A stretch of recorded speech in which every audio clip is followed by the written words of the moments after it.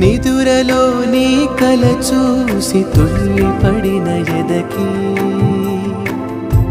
ఏ క్షణం ఎదురవుతావో జోల పాటవై ఆకలని అడగక ముందే నోటి ముద్ద నువ్వై ఏ కథలు వినిపిస్తావో జాబిలమ్మ